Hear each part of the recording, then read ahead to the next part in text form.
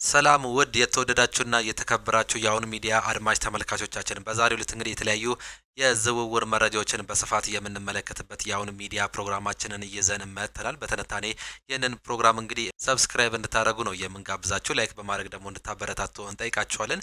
ጊዜው የዝውውር እንደመሆኑ መጠን በርካታ የዝውውር መረጃዎች እየሰማን እንገኛለን። ማንቸስተር ዩናይትድ፣ አርሰናል፣ ሊቨርፑል፣ ማንቸስተር ሲቲ፣ ቼልሲ እንዲሁም ደግሞ ሌሎች ታላላቅ ክለቦችን በሰፊው የምንመለከትበት የአሁን ሚዲያ የትንታኔ ፕሮግራሞቻችንን በዚሁ ፕሮግራም ይዘን መጥተናል። ከእናንተ የሚጠበቀው ሰብስክራይብ በማድረግ እስከ መጨረሻው ድረስ ከኛ ጋር እንድትቆዩ እንጋብዛችኋለን። በዛሬው መረጃዎቻችን እንግዲህ አርሰናል ቤት የኤቤሬቺ ኤዜን እንዲሁም ደግሞ አዲሱን ኖርጋርድን እንመለከታለን። እንዲሁም ደግሞ የተከላካይ ስፍራ ተጫዋች ለማስፈረም ከጫፍ መድረሳቸው ነው እየተገለጸ የሚገኘው። እነዚህን ተጫዋቾች ለምን ፈለጋቸው የሚለውን በዚህ ፕሮግራም በሰፊው በትንታኔ የምናቀርብላችሁ ነው የሚሆነው። የማንቸስተር ዩናይትድ የዝውውር መረጃዎችንም የምናቀርብላችሁ ይሆናል። ብሪያን ምቤሞ ምናልባት በቀጣይ ሳምንት ሊጠናቀቅ የሚችልበት እድል እንዳለ በሰፊው እየተገለጸ ይገኛል። በተለይም በፋብሪዚዮ ሮማኖ በኩል እንዲሁ ደግሞ ቪክተር ዮኮሬሽ ዳግም እንግዲህ ማንቸስተር ዩናይትድን እንደመረጠ አንድ መረጃ አግኝቻለሁ ሲል ሪቻርድ ይዞት የወጣው መረጃም ያሳያል። እሱም ምን ያህል ለማንቸስተር ዩናይትድ ያስፈልጋል እንዲሁም ደግሞ በአርሰናል ቤተሰብ ቢመጣ ምን ያስክል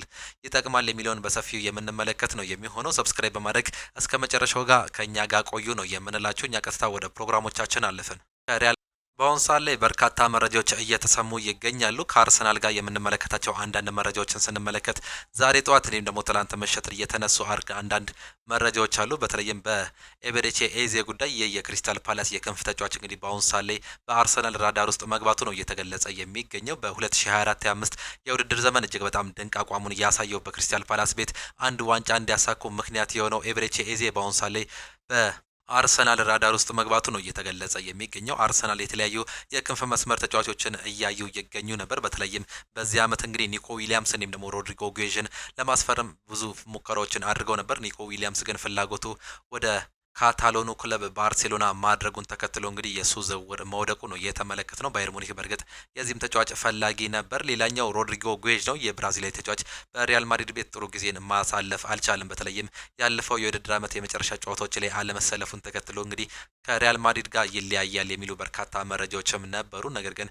አሰልጣኝ ካርሎ አንቸሎቲ መልቀቃቸውን ተከትሎ የዣቪ አሎንሶ መምጣት ምናልባትም ለዚህ ተጫዋች እንግዲህ አዲስ ኢዳ ሊሆን ይችላል የሚሉ በርካታ መረጃዎችን ሰምተንም ነበር። ሳውን ሳለ የሚወጡ መረጃዎች ግን የተጫዋች ከሎስ ብላንኮቹ ጋር ይለያያሉ ተብሎም አይጠበቅም። የተጫዋች በአሁን ሳለ በዣቪ አሎንሶ ስር ራሱን የማሳየት ከፍተኛ ፍላጎትም አለው። ነገር ግን በዓለም ክለቦች ዋንጫ ላይ ከሶስቱ ጨዋታዎች ላይ ሁለቱ ጨዋታዎች ላይ አለመሰለፉን ተከትሎ በአርሰናል ቤት ምናልባት እድል ሊኖረው የሚችልበትም እድል እንዳለ በዛ አትሌቲክስ መረጃዎቻችን እየሰማን እንገኛለን።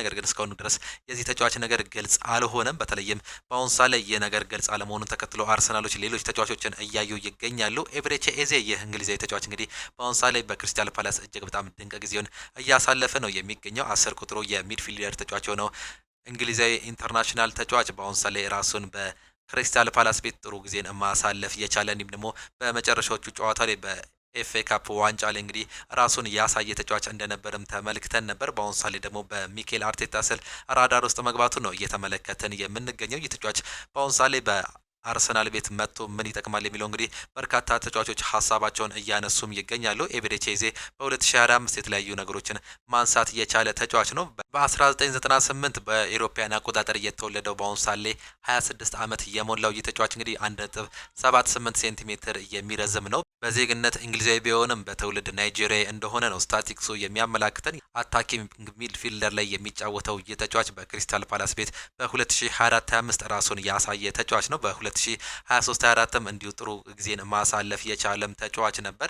በ2020 ነበር ወደ ክሪስታል ፓላስ መምጣትም የቻለው። በአሁኑ ሰዓት ላይ እስከ 2027 ድረስ የሚያቆየው ኮንትራትም የተፈራረመ ተጫዋች ነው። ነገር ግን በአሁኑ ሰዓት ላይ ለዚህ ተጫዋች እስከ 68 ሚሊዮን ፓውንድ እየተጠየቀ ይገኛል። 55 ሚሊዮን ፓውንድ የኮንትራት ማርኬት ቫሊዩ እንዳለው ትራንስፈር ማርኬት አስቀምጦታል። ይህ ተጫዋች በአታኪንግ ሚድፊልደር ላይ እጅግ በጣም ጥሩ ጊዜን ማሳለፍ የቻለ ነው። በተለይም ጋብሪኤል ማርቲኔሊ ቦታ እየተጫዋች እንግዲህ የማርቲኔሊን ቦታ ይሸፍናል ተብሎ እንደሚጠበቅ ነው እየተገለጸ የሚገኘው። ይህን ቦታ ባለፈው የውድድር ዓመት እንግዲህ በሊያንድሮ ትሮዛርድ እንዲሁም ደግሞ ጋብሪኤል ማርቲኔሊ የአቋም መዋዠቅ የተነሳ አርሰናሎች ብዙ ጉዳት አጋጥሟቸዋል። በተለይም የጋብሪኤል ማርቲኔሊ ከጉዳት መልስ በኋላ እንግዲህ ጥሩ እንቅስቃሴ አለማድረግ እንግዲህ ለአርሰናል ብዙ ጉዳት እንደፈጠረ ነው መረጃዎች እየወጡ የሚገኙት። ይህንንም ተከትሎ የተለያዩ ተጫዋቾችን እያዩ የሚገኙት አሰልጣኝ ሚኬል አርቴታ እንዲሁም ደግሞ አንድሪያ በርታ ይህንን ተጫዋች ራዳራቸው ውስጥ እንደከተቱ በሰፊው እየተገለጸም ይገኛል። አርሰናሎችም ይህንን ተጫዋች የግላቸው ቢያደርጉ እንግዲህ በአጥቂ ቦታ ላይ እንዲሁም ደግሞ በአታኪንግ ሚድፊልደርነት ቦታ ላይ ይህን ተጫዋች ለመጠቀም ከፍተኛ ፍላጎት እንዳላቸው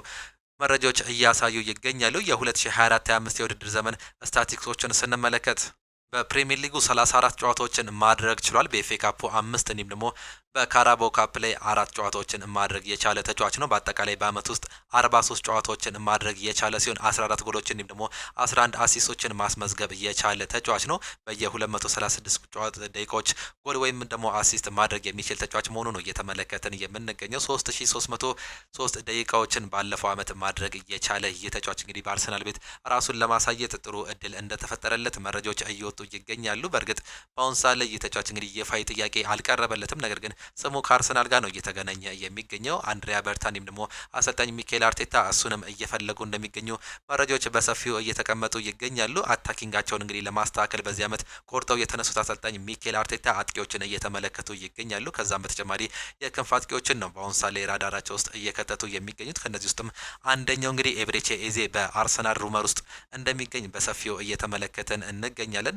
በዚህ አመት በእንግሊዝ ፕሪሚየር ሊግ እንግዲህ ምንም አይነት ቢጫ ካርዶችን ወይም ደግሞ ሬድ ካርዶችን ያልተመለከተ ተጫዋች ነው። በኤፍኤ ካፑ 1 ቢጫ ካርዶች እንዳሉት ነው ስታቲክሶቹ የሚያመላክቱት። እጅግ በጣም ጥሩ እንቅስቃሴ ማድረግ የቻለ ሲሆን 82%ን ተጫውቶ ማሳለፍ የቻለ ተጫዋች ነው። በአቬሬጅ እንግዲህ በአንድ ጨዋታ 76 ደቂቃዎችን መጫወት የቻለ ተጫዋች እንደሆነ ስታቲክሶቹ እንዲሁም ደግሞ ኦፕታ ማስቀመጥም ችሏል። ይህን ተከትሎ እንግዲህ አርሰናሎች ጥሩ ተጫዋቾችን እንዳገኙ ተስፋም ያደርጋሉ። በተለይም የተጫዋች ለአርሰናል የሚፈርም ከሆነ የጉዳት ዝርዝር የሌለበት ተጫዋች ነው። 26 አመቱ ነው ገና። ይህንንም ተከትሎ እንግዲህ በሚቀጥለው አመት እንዲሁም ደግሞ በሚቀጥሉት 4 እና 5 አመታት አርሰናል ሊጠቀሙበት የሚችሉት አንደኛው ተጫዋች መሆኑ ነው እየተገለጸ የሚገኘው። ሌላኛው በተከላካይ ስፍራ ላይ እንግዲህ ሊያስፈርሙት የሚፈልጉት ተጫዋች አለ። ይህም ተጫዋች እንግዲህ ክሪስቲያን ሞስኬራ ይባላል። ይህ ብራዚላዊ ተጫዋች በአሁኑ ሰዓት ላይ ጋብሪኤል ማጋሌዝ እንዲሁም ደግሞ ዊሊያም ሳሊባን ቦታ ለመፎካከር ይመጣል ተብሎ የሚጠበቅ ሌላኛው ተጫዋች ነው። በአርሰናል ቤት ራዳር ውስጥ እንዳለ በሰፊው እየተገለጸም ይገኛል። አርሰናል በተከላካይ ቦታ ላይ የተለያዩ ተጫዋቾችን እያዩ ይገኝ ነበር። በተለይም የክሪስታል ፓላስ የሆነውን ማርክ ጉሂን በእንግሊዛዊ ተጫዋች ይህንን ተጫዋች የግላቸው ለማድረግ ብዙ ሙከራዎችን ሊያደርጉ እንደሚችሉ ብዙ መረጃዎች ወጥተው ነበር። ነገር ግን ድንገታዊ ያልተጠበቀ ዝውውሩን ለማድረግ ከክሪስቲያን ሞስኬራ ጋር ንግግር ማድረጋቸው እንዲሁም ደግሞ ተጫዋቹ በግል ደረጃ መስማማቱ ነው እየተገለጸው። በዚህ ተጫዋች ላይ እስከ 15 ሚሊዮን ፓውንድ ያወጣሉ ተብሎ እንደሚጠበቅ እየተገለጸ ይገኛል። የተጫዋች ገና 19 አመቱ እንደመሆኑ መጠን ደግሞ በአርሰናል ቤት ብዙ ጊዜ ማለትም ብዙ ግልጋሎት ይሰጣል ተብሎ የሚጠበቅም ተጫዋች ነው። ሁለት ተጫዋቾች በዚህ አመት ላይ ባለፉት 2 አመታት እንግዲህ እጅግ በጣም ድንቅ ጥምረትን ማሳየት ችሏል። ዊሊያም ሳሊባ እንዲሁም ደግሞ ጋብሪኤል ማጋሌት። ነገር ግን በመጨረሻዎቹ ሳምንታት አካባቢ ላይ ጉዳት ማስከተሉን ተከትሎ ጃኮቭ ኪቪየር እነሱን ተክቶ መጫወቱን ተመልክተናል። በዊሊያም ሳሊባ ወይም ደግሞ ጋብሪኤል ማጋሌስ በሚጎዱበት ጊዜ ላይ እንግዲህ ጃኮቭ ኪቪየር ትክክለኛ የተከላካይ ስፍራ ተጫዋች ሆኖ ይጠበቃል አለመባሉን ተከትሎ በአርሰናል ቤት የተለያዩ ለውጦችን ለማድረግ አሁንም ሙከራዎች እያደረጉ ነው የሚገኙት። አንደኛው ይህ ተጫዋች እንግዲህ የሚመጣበት ዋነኛ ምክንያት ይህ እንደሆነ ነው እየተገለጸ የሚገኘው። በእነዚህ ቦታ ላይ ራሱን ለማጠናከር የሚፈልገው አሰልጣኝ ሚኬል አርቴታ ማርክ ጉይን ማምጣት ቢፈልግም ሳይጠበቅ እንግዲህ ከዚህ ተጫዋች ጋር ስምምነት ላይ ለመድረስ መግለጹ ነው የተገለጸው። ሌላኛው ሶስተኛ ፈራሚ ይሆናል ተብሎ የሚጠበቀው ክሪስቲያን ኖርጋርድ ነው። ይህ ተጫዋች እንግዲህ ከብሬንትፎርድ ነው ወደ ለንደን በመምጣት እንግዲህ አርሰናልን የሚቀላቀለው በ15 ሚሊዮን ፓውንድ የተስማማ ተጫዋች መሆኑን ተመልክተናል። ለአርሰናልም ጥሩ ግልጋሎት ይሰጣል ተብሎ ይጠበቃል። በእርግጥ ገና እድሜው ልጅ ነው ተብሎ አይጠበቅም። 31 አመቱ ነው። የቶማስ ፓርቴ እኩያ ማለት ነው።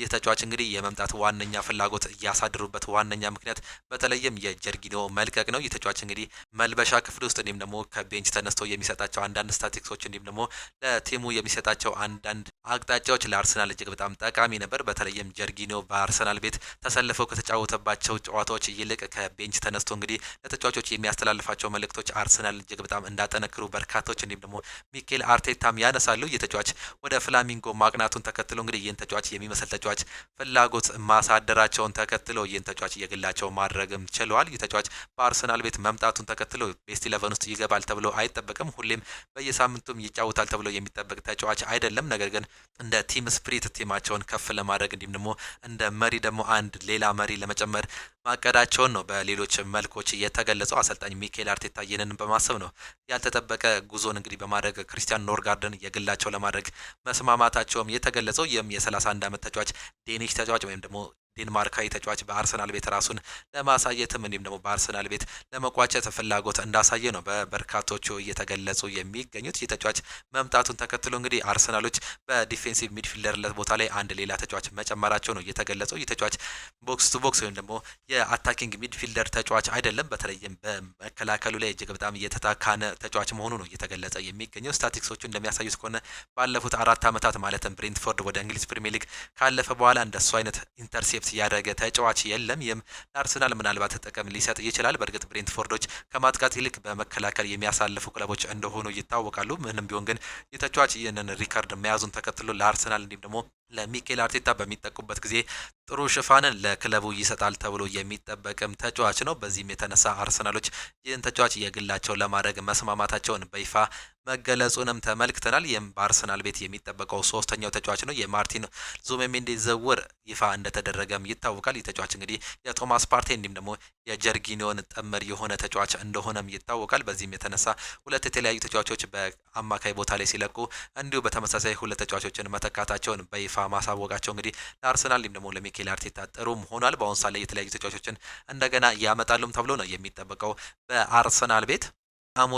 ማንቸስተር ዩናይትድ ስንመለከት ደግሞ ማንቸስተር ዩናይትድ ብሪያን ምቤሞን ለማምጣት እንግዲህ ካሁን ሰዓት ላይ በጫፍ መድረሳቸው ነው የተገለጸው። እስከ 65 ሚሊዮን ፓውንድ ያወጣሉ ተብለው የሚጠበቁት ማንቸስተር ዩናይትድ በአሁን ሰዓት ላይ በ55 ሚሊዮን ፓውንድ ጭማሪ እንዲሁም ደግሞ አድስኦን የሚጨመር 8 ሚሊዮን ፓውንድ ስምምነት ላይ መድረሳቸውን ፋብሪዚዮ ሮማኖ ይፋ ማድረጉን ተመልክተናል። ይህ ተጫዋች እንግዲህ በአሁን ሰዓት ላይ በማንቸስተር ዩናይትድ ቤት ራሱን ማሳየትም ይፈልጋል። እነ ቶተናም የመሳሰሉ ክለቦች ለዚህ ተጫዋች ጥያቄ ማቅረባቸውን ተመልክተን ነበር። ነገር ግን ተጫዋቹ ከማንቸስተር ዩናይትድ ውጪ ወደ ሌትም አልሄድም ማለቱን ተከትሎ በአሁን ሰዓት ላይ ከጫፍ መድረሱ እንዲሁም ደግሞ ብሬንትፎርዶችና ማንቸስተር ዩናይትዶች ስምምነት ላይ መድረሳቸው ነው የተገለጸው። ይህ ተጫዋች በማንቸስተር ዩናይትድ ቤት እንግዲህ ምን ይጨምራል የሚለውን በቀጣይ የምንመለከት ሲሆን ከአሁኑ ግን ግምቶች እየወጡ የሚገኙት በሁለተኛ 10 ቁጥር ቦታ ላይ ይሰለፋል ተብሎ ይጠበቃል። የመጀመሪያው ማቲያስ ኩኛህ ነው። የተጫዋች እንግዲህ በቀኝ 10 ቁጥር ቦታ ላይ የመጫወት አቅም ያለው እጅግ በጣም አስገራሚ ብራዚላዊ ተጫዋች ነው። በአሁኑ ሰዓት ላይ እንግዲህ ማንቸስተር ዩናይትዶች እየተጠቀሙ የሚገኙት አንደኛው ስትራቴጂ በተለይም ልምድ ያላቸው የእንግሊዝ ፕሪሚየር ሊግ ተጫዋቾችን ወደ ማንቸስተር ዩናይትድ ማምጣት እጅግ በጣም ጠቃሚ ነው ብለው ያምናሉ። ልምድ መኖሩ ምናልባት በማንቸስተር ዩናይትድ ቤት እንደ አዲስ ሊጉን ለመላመድ እንዲሁም ደግሞ ክለቡን ለመላመድ ጊዜ አይፈጅባቸውም። ቀጥታ ሊጉን መላመዳቸው እጅግ በጣም ጥቅም ይኖረዋል ብለው ነው የሚታሰበው። በዚህም የተነሳ ማቲያስ ኩኛ የመጀመሪያው ፈራሚ ሲሆን ሁለተኛው ደግሞ ብሪያን ምቤሞ ይሆናል ተብሎ ነው የሚጠበቀው። ይህም ተጫዋች ሁለተኛ 10 ቁጥር ቦታ ላይ በግራ ክንፍ ላይ ይሰለፋል ተብሎ የሚጠበቅ ከአጥቂ ጀርባ የሚጫወቱ እነዚህ ሁለቱ ተጫዋቾች ይሆናሉ ተብሎ ይጠበቃል። ሌላኛው 10 ቁጥር ተጫዋች የሆነው ብሩኖ ፈርናንዴዝ ምናልባትም እንግዲህ ወደ ኦፌንሲቭ ሚድፊልደርነት ይልቅ እንግዲህ ወደ ዲፌንሲቭ ሚድፊልደርነት ይዘውት ይመጣሉ ተብሎ ነው አሰልጣኝ ሩበን አሞሪም የሚጠበቁት። ያለፈውን ዓመት እንግዲህ በተለያዩ ቦታ ላይ ሲያጫውቱት የነበረው ይህ ካፒቴን በአሁን ሰዓት ላይ በማንቸስተር ዩናይትድ እንግዲህ ከዲፌንሲቭ ሚድፊልደሮቹ አንዱ ሊሆን ይችላል ተብሎ ይጠበቃል። በእርግጥ ስራው የመከላከል ወይም ደግሞ ጨዋታዎችን የመቁረጥ ጨዋታ አይደለም የሚጫወተው ይህ ተጫዋች። ነገር ግን ከቦክስ ቱ ቦክስ የሚና ይሰጠዋል ተብሎ የሚጠበቀው ፖርቹጋላዊ ተጫዋች ማንቸስተር ዩናይትድን በሌላ ግልጋሎት ይሰጣል ተብሎ ነው የሚጠበቀው። ነገር ግን ብሪያን ምቤሞ ወደ ማንቸስተር ዩናይትድ በመምጣት እንግዲህ ያንን ቦታ ከቨር እያደርጋል ነው ተብሎ የሚጠበቀው። አማድ ዲያሎ ደግሞ በዊንግ ባግነት ይሰለፋል ተብሎ እንደሚጠበቅ ከአሁኑ ግምቶች እየወጡ ይገኛሉ። ብሪያን ምቤሞ ፊርማውን በሚቀጥለው ሳምንት ያኖራል ተብሎ የሚጠበቅም ተጫዋች ነው። ዛሬ የወጡ መረጃዎች አንድ ደግሞ ስንመለከት በማንቸስተር ዩናይትድ ቤት አንድሬ ኦናና የመልቀቅ እድል እንዳለው ነው እየተገለጸ የሚገኘው። በእርግጥ ይህ ተጫዋች ያለፉትን 2 ዓመታት ጥሩ ጊዜን ማሳለፍ አልቻለም። 54 ሚሊዮን ፓውንድ ተወጥቶበት እንግዲህ ከኢንተር ሚላን ወደ ማንቸስተር ዩናይትድ የመጣው አንድሬ ኦናና በማንቸስተር ዩናይትድ እየተጠበቀውን ያክል ማገልገልም አልቻለም። እንዲሁም ደግሞ አንዳንድ ስታቲክሶች እንደሚያመላክቱት ከሆነ ባለፉት 2 ዓመታት 12 የሱ ስህተቶች እንግዲህ እንደተፈጸሙና ቀጥታ አሲስቶች ደግሞ 8 መፈጸማቸው ለማንቸስተር ዩናይትድ ከባድ ጊዜ እንዲያሳልፍ አንደኛው ምክንያት መሆኑ ነው የተገለጸው። በዚህም የተነሳ ምናልባትም አሰልጣኝ ሩበን አሞሪም የተለያዩ የበረኛ ቦታ ተጫዋቾችን እየተመለከቱ ይገኛሉ። አንደኛው የሀገራቸው ልጅ የሆነውን የፖርቹጋላዊ ግብ ጠባቂ የሆነውን የፖርቶ ተጫዋች የሆነው የሆነውን ዲያጎ ኮስታን የግላቸው ለማድረግ እንደሚፈልጉ ነው የተገለጸው። በእርግጥ ይህ ተጫዋች እንግዲህ በማንቸስተር ዩናይትድ ብቻ ውስጥ አይደለም ራዳር ውስጥ የሚገኘው። ውሃ ሰማዮቹም የዚህ ተጫዋች ፈላጊ መሆናቸው በበርካቶች እየተገለጸም ይገኛል። ይህንንም ተከትሎ ምናልባትም ማንቸስተር ዩናይትዶች አንድሬ ኦናናን የሚለቁ ከሆነ አንደኛው ዋናኛ ኢላማቸው ዲያጎ ኮስታ ሲሆን ሌላኛው ደግሞ አርጀንቲናው ኤሚሊያኖ ማርቲኔዝ ነው። ይህ የ31 ዓመት ተጫዋች ራሱን ለማንቸስተር ዩናይትድ ማቅረብም ችሎ ነበር። ነገር ግን ይህንን ተጫዋች ለማቅረብ ቢሞክርም አስቶን ቪሎች ለዚህ ተጫዋች እንግዲህ 40 ሚሊዮን ፓውንድ ነበር መጠየቅ የቻሉት። ነገር ግን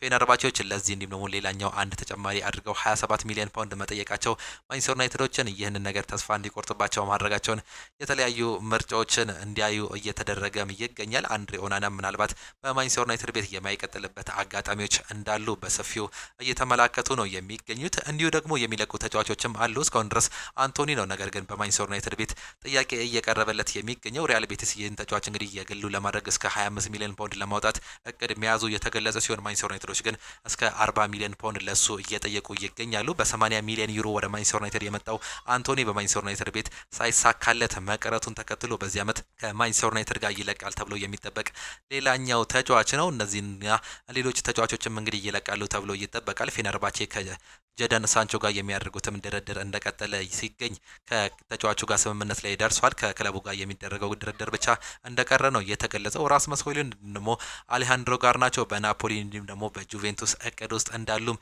መረጃዎች እያሳዩ ይገኛሉ። ስለነዚህ መረጃዎች በነገው ፕሮግራሞቻችን ደግሞ በሰፊው የምናቀርብላችሁ ነው የሚሆነው። ውድ አድማጮቻችን ቼልሲዎችን ስንመለከት ቼልሲዎች ጄሚ ባዮ ጊተንስን የግላቸው ለማድረግ ከጫፍ መድረሳቸው በአሁን ሰዓት ላይ የሚወጡ መረጃዎች እያሳዩ ይገኛሉ። ባየር ሙኒክ የዚህ ተጫዋች ፈላጊ ነበር። ነገር ግን ተጫዋቹ ቼልሲን ብቻ መምረጡን ተከትሎ በሁለቱ ክለቦች የሚደረገው ድርድር ከጫፍ መድረሱን ፋብሪዚዮ ሮማኖ ገልጿል። የዛሬ ፕሮግራሞቻችን ይህንን ይመስላሉ።